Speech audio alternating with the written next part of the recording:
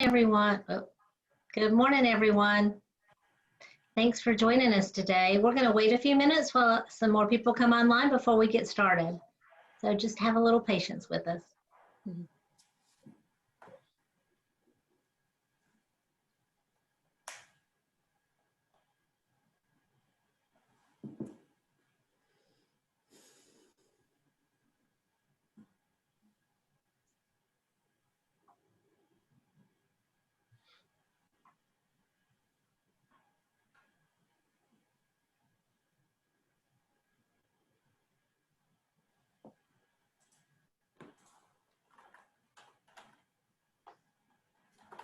We have a really big session today, so that's why we wanted to just give it another minute for people to enter.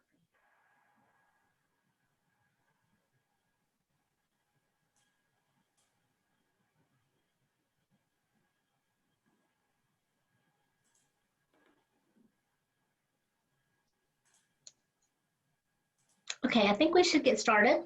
So good morning, I'm Patty Latour. I wanted to welcome you to the Carolinas Cornet 2020 Mega Event. Today is our final day of virtual roundtables, and we've had great success with all of them we've had so far. Today's topic that you're joining with is CRE around the world in 45 minutes, focused on the Americas, and it will be moderated by Brad Divins and John Christenberry. I'll let them introduce our panelists that they have pulled together, which is great. But before that, I'd like to just do a little bit of housekeeping, if you don't mind.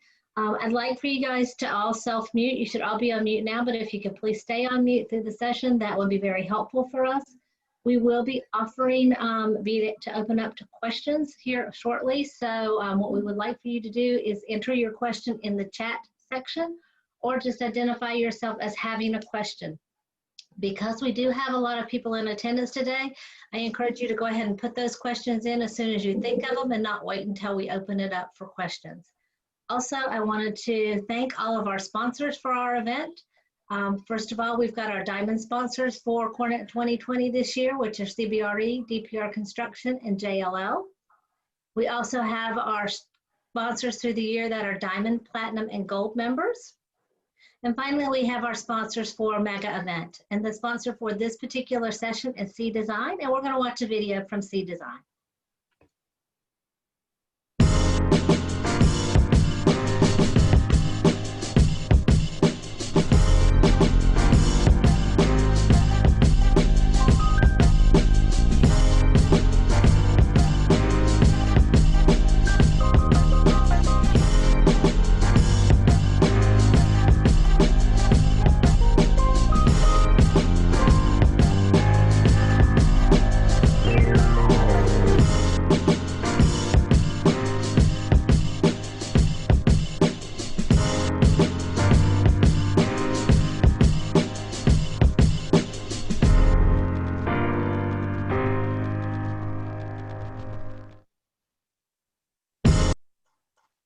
Great, thank you. A few other things I want to share with you in regarding to some upcoming events for Cornet. First of all, we have on Thursday, November the 5th, there will be the Virtual Core Awards. Registration will be opening up on October the 5th for that, so please look out for that and register as soon as possible. And then on October the 8th, there will be a virtual building tours and real estate strategy discussion with end users in the Triangle Market, with walkthroughs of newly constructed office space. So please be sure to register for that as well if you're in the area. So now, without any further ado, I'd like to turn it over to our team on CRE around the world, focused on Americas. And I'm going to turn it over to Brad Divins and John Christenberry. Gentlemen. Thanks, Patty. We've had a nice couple of days learning from our colleagues in APAC and EMEA yesterday. The theme from the first day was patience, businesses being patient with their decision making, and yesterday seemed to be flexibility. So I'm excited to see what our panelists have for us today. We have a star-studded panel here with Anthony Parsonese from Red Hat, Melissa Panera from IA, and Lee Billenkoff from Cushman & Wakefield. So I'm excited. I'm going to kick that over to them to just introduce themselves, tell them what they do within the business that they operate in. Melissa, if you wouldn't mind going first. Sure. Good morning, everyone. I'm Melissa Panera, and I'm the design director for IA. located here in Charlotte, but I also support our global teams around the country for several financial services clients. Wonderful. And Anthony? Hi, everyone. I'm Anthony Parzanis. I'm the Director of Global Real Estate for Red Hat. I've been with Red Hat for about 8 years, based out of Raleigh, but look after our global portfolio. Thanks for having me. Excited to have you. And Lee? And Lee Billencuff, Vice Chairman with Cushman & Wakefield here in Toronto, Canada. Been at Cushman for 20 years, focus on office leasing across Canada. Great. All right, so let's go ahead and get started. Lee, this first question is going to be for you. One, give us some context of your market, because I don't think that folks realize how large Toronto is in the grand scheme of the world.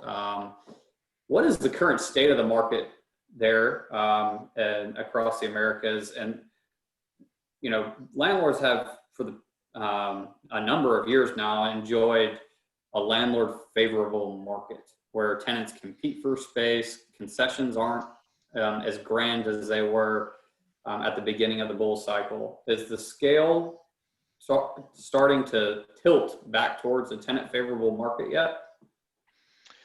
Yeah, so great question, and we do a lot of work with U.S. companies up here. So I think it's going to be interesting to kind of first understand the Toronto market, and what I'm going to do is give you a brief overview of the Toronto market, and then it'll be easy to answer that question. So if someone can just pop up the slide. So bird's eye view of a Toronto market to give you an overview. Overall Toronto market from an office perspective, about 177 million square feet. We've brought on a lot of new development, about 11.2 million square feet under development now, with an overall vacancy of about 5.5. That makes us the fourth largest office market in North America, just to put it in context. From an industrial perspective, Toronto is the third largest industrial market in the North America, about 800 million square feet. Again, a lot of under development, about 11.4, but only 1.9% of vacancy. If we delve down, if you flip to the next slide, which is really interesting though, is the majority of our office space is in the CBD. So in the CBD, you've got about 80 million square feet of office space. And as you can see, coming into the pandemic, Toronto had the lowest vacancy in North America at 2.4%. From a development perspective, even with the low vacancy, if you flip to the next slide, Toronto ranks, second to New York in terms of development. So we've brought on 22.4 million square feet since 2009 all the way up to 2024. All the product that came online up to 2019, kind of 100% leased. So then the question is, where is all this demand coming from in the Toronto market? And the really interesting thing that a lot of people don't realize, while we are a very strong banking sector in Canada with the major banks, but Toronto has really outperformed the Americas in terms of tech, right? The Amazons, the Googles, the Shopifys, the Salesforce.coms are just blowing up in our market in terms of, the talent. So, the question is why are we such a hotbed for the tech community? A number of things. First of all, the educated workforce. Toronto and the surrounding area has a number of universities and colleges that kind of rank top through on the global basis. We've got a strong, supply of housing in terms of where these people are living in the downtown market. But I think one of the main reasons is the Canadian dollar. I mean, obviously with our dollar being kind of 75 to 70 cents with the US dollar, it's easy for US companies to think, let's go locate in Canada. We're only an hour flight from New York, from Washington, from the Eastern Seaboard. We're on an Eastern Standard Time zone. We're 5.5 hours, 6-hour flight to London. So it makes a lot of sense to growth here. And, I don't want to get into politics in the US between, Republicans, Democrats, but, Trump has really helped Canada because of the immigration policy in the US. It's been very difficult for companies to get tech workers into the US. So Canada has been the benefactor of that. A lot of the companies, instead of putting them in New York, they're now putting them in Toronto. Instead of putting them in Los Angeles or Seattle or San Francisco, they're putting them in Vancouver. So that's been the kind of the reason for our growth in our market. And so from a vacancy perspective, everyone says, well, what about, subleases and everything that's going on we had a 2.4% vacancy in the Toronto market pre-COVID. We have brought on 2 million square feet of subleases since COVID started in March. 1.4 million square feet of that have been in the downtown Toronto market. We have not seen a transaction happen over 8,000 square feet since COVID started. So again, everyone's sitting there saying, well, that means the market, with all the subleases and everything happening, landlords must be starting to drop rates.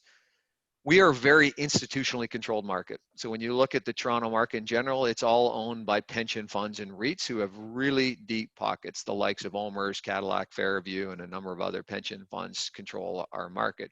So if you think about it, they're sitting there saying 2.4% vacancy, in the downtown Toronto market coming into COVID.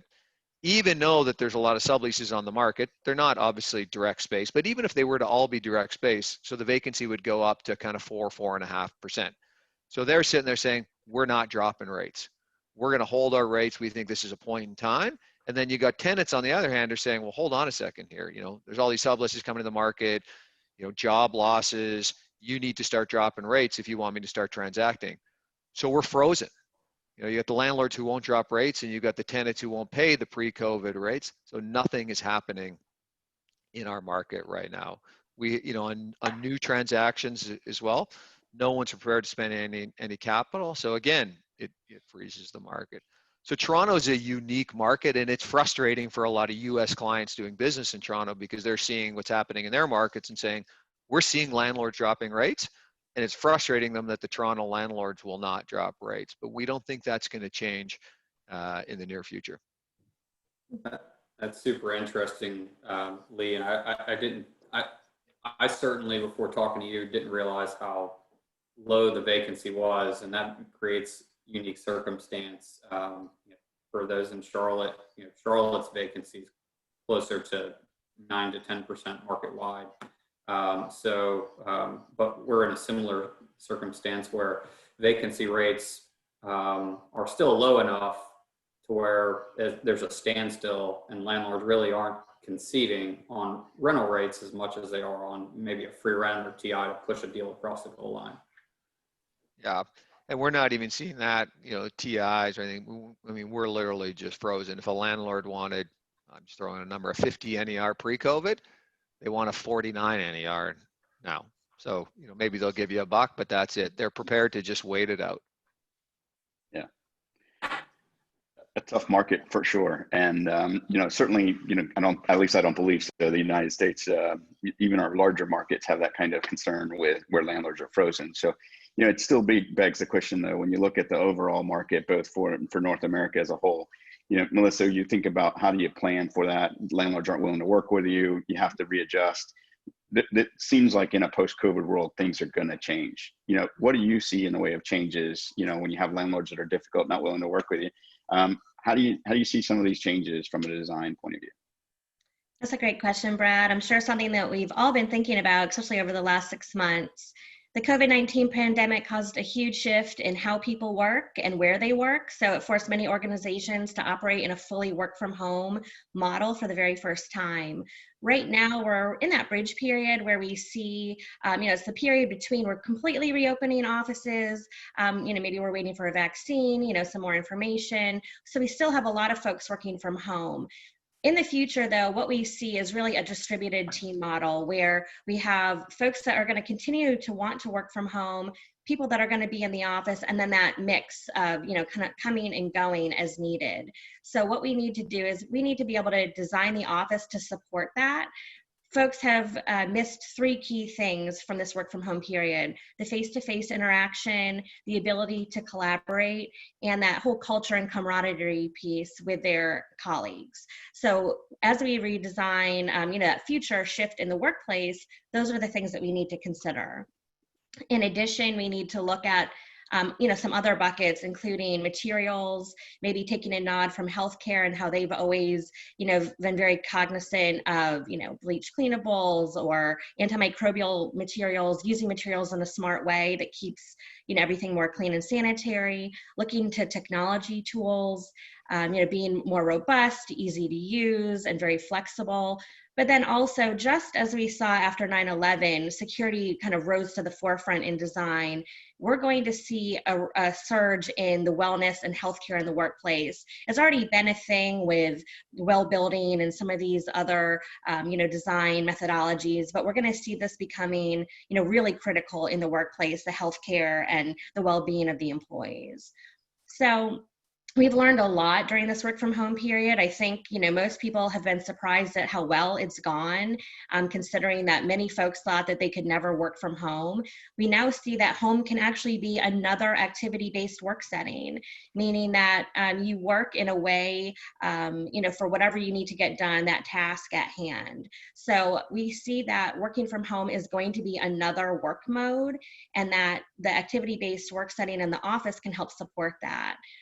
We're able to potentially reduce some of the space in the office for focus work, as people may do more of their focus work at home and come into the office for more of the collaboration, socialization, those types of meetings. So we need to, again, develop,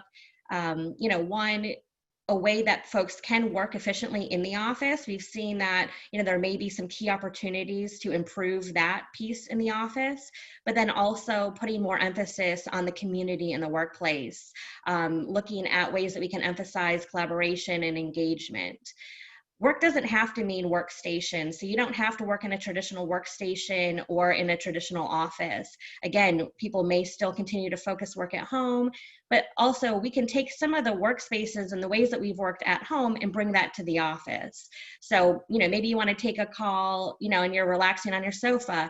How can we incorporate some of that flexibility, comfortable, pieces into the workplace itself? The last piece really is about fluidity and planning for the unknown. So John, you had mentioned flexibility. We've always talked about flexible models and, kit of parts approach, but the unknown is really driving the need for even more fluidity and really redefining what flexible solutions mean. Currently, we've always looked at planning in 3 modes: focus, which is, your work seats, typical work seats, workstations, offices; social spaces; and collaboration spaces, both formal and informal.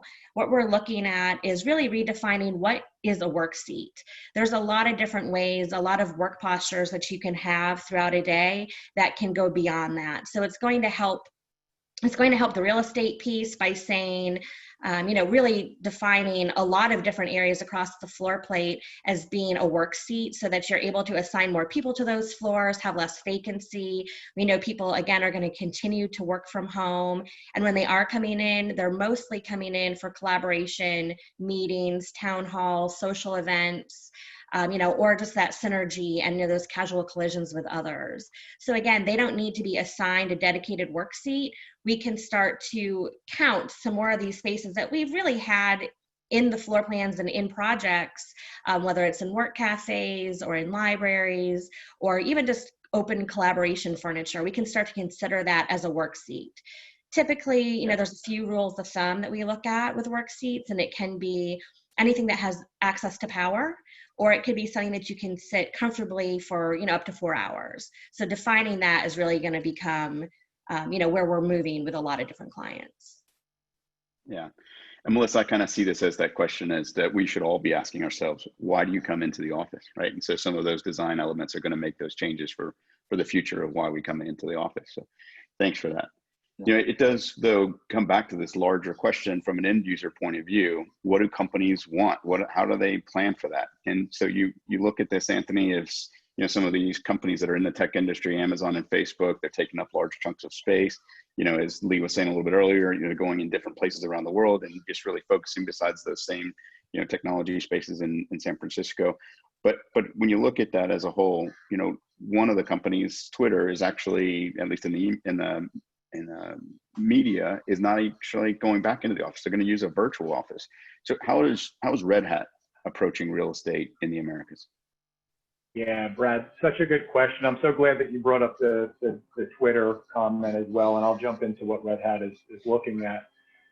Twitter is one of those examples that comes up probably 2 or 3 times a week for me. I think it has certainly grabbed a lot of attention in the headlines. And if we go back to, I think it was in April, it might have been early May, losing track of the last 7 months, but the headlines for Twitter, if memory serves, there were two that I saw that grabbed my attention, grabbed the attention of our CEO as well, and his chief of staff. Said Twitter to work from home forever, Twitter to work from home permanently. Person that leads global real estate at Twitter is Tracy Hawkins. I had contacted Tracy pretty quickly just to ask, is there a misunderstanding? Was something taken out of context? And the short answer was yes. Twitter was quick to say, Tracy was quick to tell me that there was really no strategy at that point to reduce the real estate footprint whatsoever.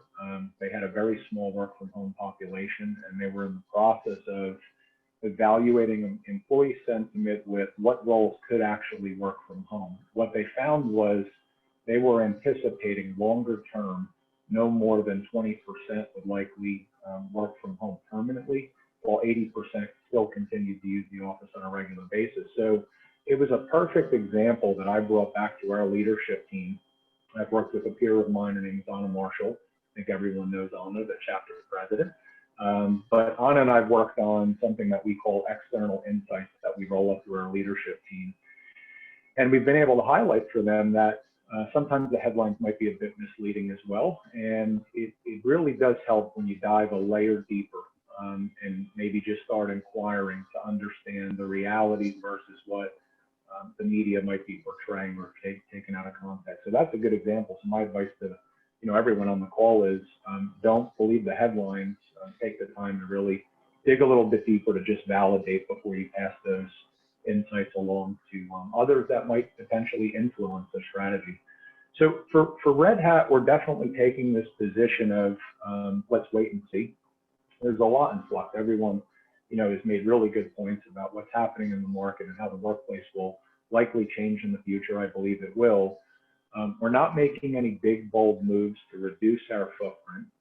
And when I say big, bold moves, it's not to say that we're not looking at reductions where it would have made sense pre-COVID anyway.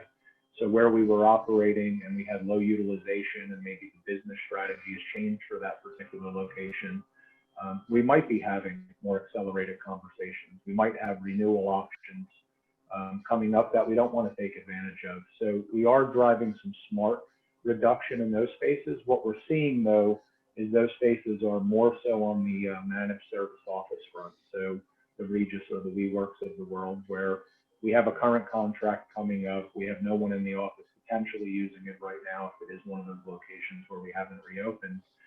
And we're making decisions to say, let's not renew that contract. And if 6 months from now or 3 months from now or 12 months from now, there is a drive to get back in office, we'll reestablish that contract. We'll save the money in the meantime and look to reinvest it elsewhere. So that's kind of a general thought on the portfolio side on how we're approaching it today. And at the same time, we're looking to make investments where we're confident that the business is going to grow, where we know culture will likely drive people back into the office faster than perhaps maybe parts of the Americas. But generally speaking, that's kind of what we're looking at. And something that Melissa said resonates with Red Hat for sure. There is a workplace environment experience survey that just currently wrapped up. So we're in the process of kind of gathering those results so that we can tell our story. And we look forward to that. We've partnered with Leesman on that effort. So we're hoping that will help inform some of our strategy, but I continue to hear three things: connection, desire to connect, the desire to collaborate, and the culture. And that right now, honestly, from a work from home perspective, might be lacking for some. But generally speaking, that's how Red Hat is looking at our global portfolio and certainly across our Americas as well. That's Great. Go ahead, John. That was enlightening to me. I read the headlines, and then when Anthony gave us the insider scoop, it kind of made me breathe a breath of fresh air that companies aren't just walking away from office space altogether.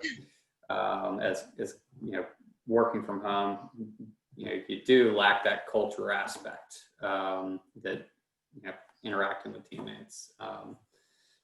Well, we're gonna, if you've been on the past couple of days, we want to turn this over to the audience even sooner because the audience has had great questions. Brad and I had good questions we put together, but we think you all have even better. So if you have any questions, audience, you can either do one of two things. You can say, I have a question, and we'll call on you, and you can ask that question personally, and please direct it to one of our panelists. Or you can type your question, and Brad and I will answer it. And while we wait for the questions to roll in to our panelists, I'm going to go ahead with the next one, which would be for Lee. And Lee, I'm curious, especially in the standstill of a market that you're in, how are you advising clients that have upcoming lease expirations that may be in 12 to 18 months, where COVID's playing a factor, and what's going to be the fallout? How are you advising these clients when there might be a major milestone ahead of them? Yeah, that's a really good question, and we talk about that a lot and talk to clients, a lot about and try and get an understanding. I mean, I think first and foremost, obviously, it's, every client has different needs, right? And so it's really talking to those clients to kind of understand what their needs are and so forth. But I would say from an overall recommendation, I mean, first of all, because the market is so frozen, we don't believe, your right to renews and triggering and things of that nature. Like we don't believe landlords are going to be kicking tenants out even if they miss their right to renews. I mean, the reality is there's no one coming in to backfill those spaces, and so landlords are being more patient. We think, because it's a frozen market right now and landlords aren't really dropping and tenants want to see some rate reductions, we're kind of recommending just to kind of hold tight. I mean, if you do have the 12 to 18 months before you need to do anything, we think in our market, mid 21, and I think in a lot of markets across North America, actually, I think when you're going to start to see, the governments in both Canada and the United States start to get away from giving, benefits and things of that nature, we think that's when the major pain is going to start to happen. And so in our market, it's a strong recommendation. Just wait it out, be patient, kind of get into the mid of 2021. I mean, we could still be having conversations with landlords. The other thing, a lot of our recommendations to clients are, I mean, pre-COVID with our market, landlords would say, hey, it's a 5 or 10 year deal. Otherwise, don't even bother talking to me because I've got someone who'll fill your space tomorrow. We're now seeing a lot of landlords saying, hey, we get it. We're in this with you. You want to do a 12 or 18 or 24 month deal? We'll do that with you. So we're recommending to a lot of clients, if you really don't know what the future is going to look like for your organization, you don't know how the work from home is going to work, it's, the jury's still out, just do a short-term extension if you're coming up real quickly. So I think in our market, again, nothing's going to happen the next little while. And if I was recommending to a client, just hang tight and be patient.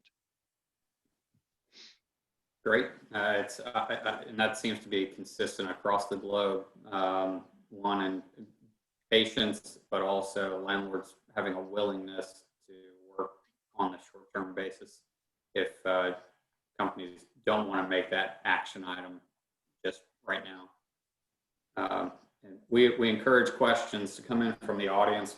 We'll roll to the next question for Melissa.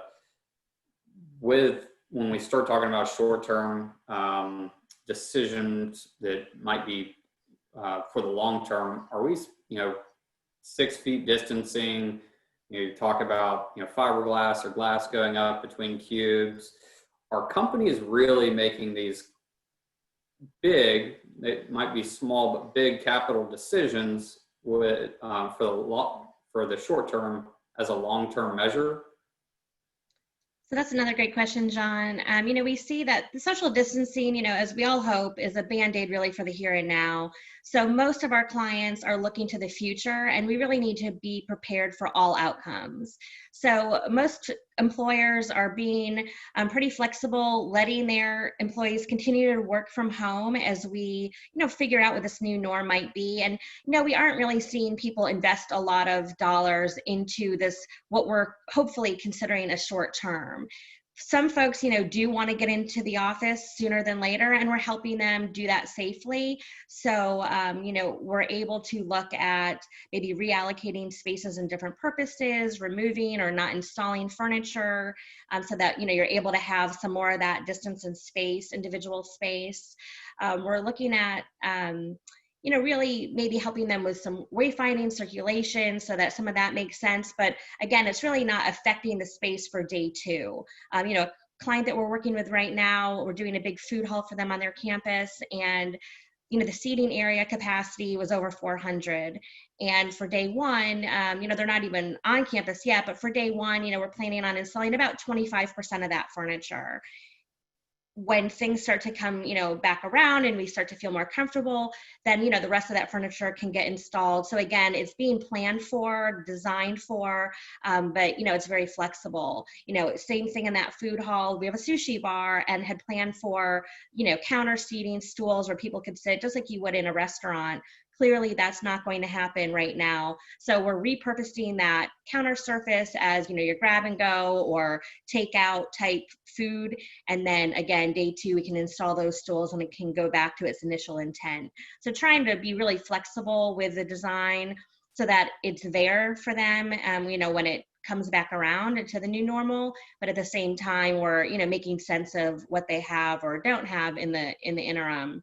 We're also working with clients to really go through a very, detailed, questionnaire, if you will, or, surveying, to figure out like what is the most important things to them, how long does it take to complete, what is the cost impact, and then we're able to make some smart decisions based on what they need to have and, how much money or time that they want to spend making that happen in something that is hopefully temporary. Hey, John, this is Anthony. Could I latch on to a follow-up question from Melissa? Because I know that's such a kind of a near and dear topic to probably all of us on the call. How are you managing expectations, Melissa, for a shifting sentiment? So, what those employees might tell you today versus 3 months from now or 6 months from now, and how is that influencing the process in general? Because I know that's just such a big question and topic of interest right now. A big piece of it is, just like we've always said, change management is a huge role, but I think right now it's just educating why we're doing what we're doing and how the space should be utilized and how that space can flex over time. So it's really about, coaching, the people from the top down to embrace, again, what some of these new protocols might be, how to use the space, how to, be respectful of other people's space. So it's really, again, about communicating the plan and, kind of laying out the day one, day two, and day 22 strategies. And again, some of that future is still somewhat unknown. We do think we're going to get back to something, that was kind of pre-March 2020.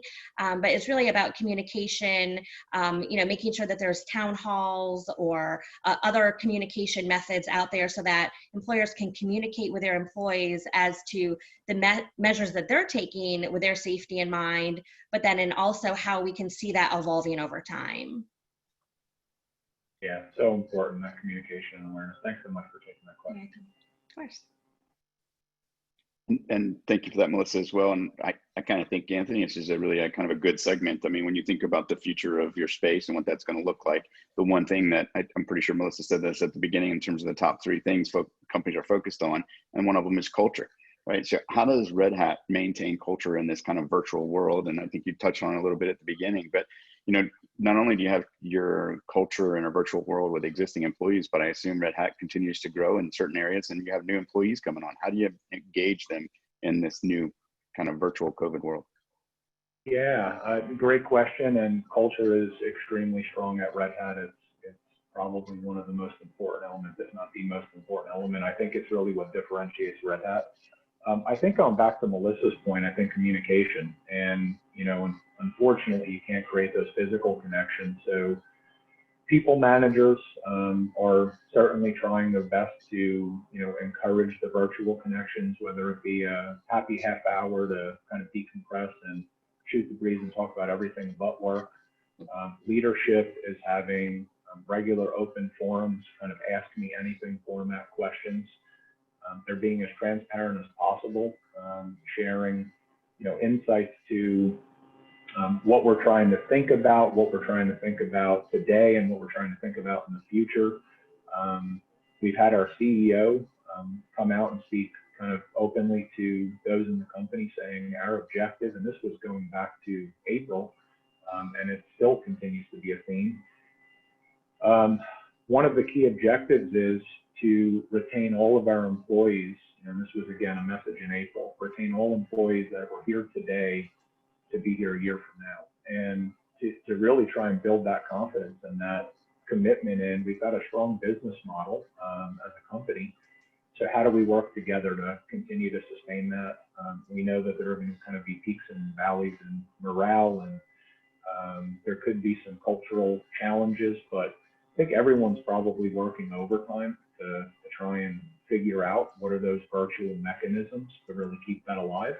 The other, I think, reality is, people are really focused on kind of work-life balance right now, and meeting fatigue. And I was on a call last week with a service provider, and someone told me about another tech company that saw a 300% productivity increase in the second quarter. And initially, you think that that's an incredible positive, but maybe not, in terms of burnout and really ensuring that those people are in it for the marathon, enough to sprint. That's something that's really important to Red Hat. The senior leaders are out in front, really trying to convey that message. So think about yourself first, so they're taking a people first approach, and then business second. And that has seemed to really kind of keep culture and just general energy alive. I love that. People first.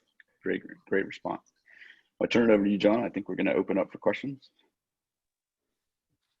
Yeah, I'll start. I'm curious because, Anthony, I'm sure that what challenge your biggest challenge might be similar to what other end users are experiencing. What's the biggest challenge right now your real estate team faces? I think, I think the unknown about kind of long-term, what will return really look like. So short-term, I think the sentiment, generally speaking, and this isn't specific to Red Hat, I think just in general, is people feel pretty comfortable working from home. So when you ask the associate, are you comfortable? Can you continue doing it? At least within Red Hat, I think most people are saying we can manage. However, that sentiment does vary somewhat around the world. So if you're in a part of the world where infrastructure is a challenge, living conditions might be honestly subpar to the office, I think there's strong desire to get back. You might have the type of role that really requires that frequent kind of collaboration and creativity. So, that's part of the challenge is, I think, trying to gather the sentiment today may not necessarily be an indicator of tomorrow. And with everything moving so dynamically around COVID, I wouldn't be surprised if the sentiments do drastically shift within the next 3, 6, 12 months. So for real estate being kind of a recipient of that sentiment, it's really hard to predict and project out long term. We're really focused on roughly 12 to 24 month real estate strategy. We think going out any further than that might be a waste of energy, to be honest. I think we're trying to plant the seeds longer term, but I would say that's probably the single biggest challenge, is just not really knowing what that utilization is going to look like long term. We're pretty confident that there's going to be 3 camps. There's going to be the camp of people that remain remote consistently most of the time. There's going to be that probably a smaller camp than pre-COVID that comes to the office 5 days a week. And then we believe there's going to be that middle zone, which is that hybrid camp that wants the best of both worlds. And us understanding is that 2 days a week or 4 days a week, that makes a big difference in terms of footprint and how you're designing that space. And that's, I would say that's kind of the biggest challenge at the moment. Yeah, and that's a common challenge among most companies right now. And to your point on productivity, I have a SaaS-based client that they saw productivity spike in the first couple of months, but the past 2 months, quality of assurance on their software engineer side has dramatically decreased. And so the worry is there some complacency there that started to shift in, and folks know that they can go out for a jog at 10 a.m. and nobody's watching them, and they can go pick up their laundry or do the various chores and stuff during the day. So interesting. Looks like Brad, you have a question for Lee? Yeah, just want to let folks know that if you don't have a particular question in mind, you can always just say I have a question and call out the individual. So I just wanted to kind of use that as a thought process there as well. And so Lee, as a broker responsible for all of Canada, but also responsible for companies that look at location strategy, my question to you is, at the beginning of this, people were starting to think that, a lot of folks live in a suburban area. Companies might go away from a centralized hub and try and just go into a spoke model, right? And be in more offices, smaller though, we're in the suburbs. Have you seen that trend either in Canada, Toronto, or anywhere else in some of your customers' footprints? Yeah. So, obviously in Toronto in the beginning, everyone was talking about that trend, that all of a sudden we're going to see that spoken hub model, and the downtown, which was so popular, and that's where everyone is, we're going to start to see suburbs. We have not seen one transaction like that happen yet. So everyone's talking about that. Well, that may happen, but we're just not seeing it. And I think a lot of the reason is, like, a lot of the big clients that we deal with, deal with one of the biggest banks in Canada, and talking to the CFO and the head of real estate the other day, like, the challenge is they just don't know what the future is going to look like. And so they're very much taking that approach of, we just need to get through, we need to get a vaccine. We need to see how things play out. We're not going to make any drastic real estate decisions. We're not going to spend any major capital. We're not going to start going to these spoken hub models. To them, it's work from home is your spoken hub model right now, right? I mean, if you can't come into the downtown, just work from home right now. But we're just not about to go make any major decisions in terms of shifting, because we don't know if it's a COVID reason we're thinking of this, or it really makes sense for the organization itself to start doing things like that. So I'm not saying that won't be what happens in the future at some point, but I think most of the big companies today are just taking a wait and see approach. Unless, again, there's certain companies just that their balance sheet requires them to do something, right? They're struggling right now, and they need to shed space or do something to shore up the balance sheet. But any of the ones who are doing okay are taking the wait and see approach, is what we're seeing in our market. Great, thanks for that, Lee. And looking at the questions, Patty, you have a question for Melissa? Yeah, Melissa, I'm curious to know, as people have been talking about their workplace and customers that you've been working with, have you seen people that may have been slower in adopting alternative work strategies or activity-based planning kind of taking a step back and going, maybe we really need to take this as an opportunity and leap forward where we may have been more apprehensive before? Just interested to know what shift you're seeing. That is such a great question, Patty, and that is absolutely what we've been seeing. I would say at the beginning of this with certain clients, it runs the gamut. We had some clients that were already, doing a lot of free addressing or unassigned seating that are now starting to rethink some of that. And then we have the clients that always had a one-to-one assigned seating that are thinking, well, maybe we need to shift the way we think. People will continue to work from home even after this. Maybe we, have certain people that are assigned, certain people that are unassigned, but then we can repurpose some of that real estate and again, go back to why people want to come into the office, and it's collaboration and socialization. So putting more of that real estate into those buckets. One example is a client for pre-COVID was looking at, benching modest size, but benching relatively dense and really wanting to fit a large amount of people onto the campus. Once COVID hit, we started to think, well, what are some of the changes? And two changes came out of that. One, the client decided in lieu of benching, let's do 6x6 stations. So everyone who is in a station has their bubble, but we suggested to them, one, we're not gonna be able to fit the same amount of people if we go to that larger footprint, but why don't you start to consider some of this activity-based working? And prior to that, they were not really into that idea at all. They wanted dedicated seats. Everyone got an assigned office or workstation. They didn't really think, we were sharing with them best practices and activity based and how we consider a work seat, since last fall, and it wasn't really catching on, but all of a sudden it just started to make more sense. So we're going to the 6x6 footprint, we're doing less seats, but we're able to accommodate more people than they originally wanted seats for by considering other work seats and work postures, if you will. So within each neighborhood, we have a variety of different ways to work. Sure, you have traditional offices, which we greatly reduce the percentage of offices, and we're looking at a shared office model. We also, put in these 6x6 stations, but far fewer stations than they had originally intended, and we're putting in these different postures. So, collaborative seating, you can sit in a chair in an ottoman and a laptop table and, check some emails or even take a call, different types of phone booths. So we're able to put in all these different work postures. So when you count the numbers, because their leadership still wanted to make sure that, these 5,000 people were going to be accounted for, we're like, we have like 6,000 seats now, if you start to consider all these different methodologies. So people are definitely, more interested in thinking about activity-based or distributed work, and again, more open to considering what truly is a work seat. Well, that's good, because it's interesting to see how slow things have evolved, but I'm so glad to see that this is kind of a jumping off point for a lot of people. Hey, John, Brad, do we have time for one more question? I have one more.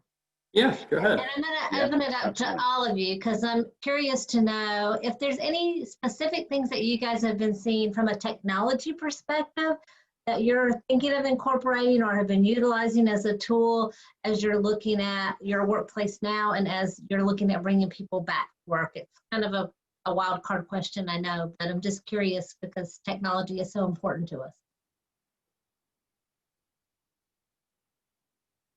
Great question. I can start with that. We have clients that have all different types of technology. Some is flexible, some is not as flexible. So it's how do we work with those existing parameters and make the best of it? So for example, one particular client, to do their work, they log in a remote desktop and they really need dual monitors. So the open seating or these work points, they're not as successful if you don't have that technology available. So it's looking at, well, what if we start providing some of that, the true work, modes with the 2 monitor screens where you can dial in, dial in your code and, it comes up with your virtual desktop. What if you're able to work like that? And that's a more long-term thing. But what if you just need to check email or, quickly look over a presentation before you step into a meeting? You don't necessarily need 2 monitors for that. So can we start creating these other, kiosks, or maybe a percentage of work seats that maybe just have 1 monitor? So it's about educating people how to use the space. You're going to have places with no technology, you're going to have places with light technology, and then you'll have other options and opportunities for, more heavy technology. So again, it's about creating these different work points that suit your needs, and it's educating the employees and how you use each space. Perfect. Thanks. Anthony or Lee, you want to chime in on technology before we wrap up? Is there anything unique you've seen out there? Yeah, I mean, Melissa hit a lot of the key points. It's, it's going to play an even more pivotal role, I think, at Red Hat. A primary focus of ours for the last probably 5 years has really been driving that partnership with our IT partner to ensure that the experience is fully integrated. So not just thinking about furniture and kind of physical build, but how does technology really bring that space to life and really enable someone to come in, sit down, get to work as quickly as possible without disruption, without really having to think about how to connect. And that has evolved substantially, not just at Red Hat, but I think in the industry. I think the big, focus for us right now is we don't have a reservation tool in place at Red Hat. It's been something that's been on the back burner. We've been thinking about on a Marshall and team are kind of driving that exploratory process now, but thinking about how does reservation capability not just allow you to utilize space smarter and understand how those spaces are being used, kind of to Melissa's point, and it aligns really well with our workplace identity, which we call Work Your Way at Red Hat. It's all about providing more of the spaces people use, less of the spaces people don't, and really trying to tie that back to what are the activities that we're seeing. Well, reservation type technologies allow us to understand what's actually being used, and it becomes a less subjective conversation with our client, and it becomes a lot more data informed. But now there's another element that ties to reservation technologies, which is contact tracing. So there's been a lot of conversation about that. Should someone be sick? Should there be an exposure in the workplace? How do you leverage technology to try and hone in on potentially affected areas where that person might have traveled? A number of kind of concepts and ideas that are out there. So I look forward to that evolution on the technology front. But for Red Hat, it's a pivotal kind of element of our workplace. It goes hand in hand. It's no different than providing someone with a chair on the technology that enables them to do their best work is crucial for the associate experience at Red Hat. I think that's well said. At this point, I think we're going to wrap up. If there aren't any further questions, CRE around the world in 51 minutes rather than 45. We really appreciate our expert panelists, Lee Billenkoff, Melissa Panera, and Anthony Parzanese. You all did a fantastic job educating us on what you're seeing out there in the market, what's occurring. It sounds like it's still an evolving market with flexibility in workspace, and as well as flexibility with lease terms and being patient were big key themes throughout the past 3 days. Brad and Patty and I are thrilled that you joined us, and thrilled that all the audience came as well, strong, with a good showing for the Americas. With that being said, thanks to everybody, and hope you have a great rest of your week. Thank you. Thank you, guys. Thank you, Anthony, Melissa, and Lee. Thank you. Thank you, everyone, for the opportunity. This has been great. Thanks so much. Have a good day, everyone. Thank you. You too.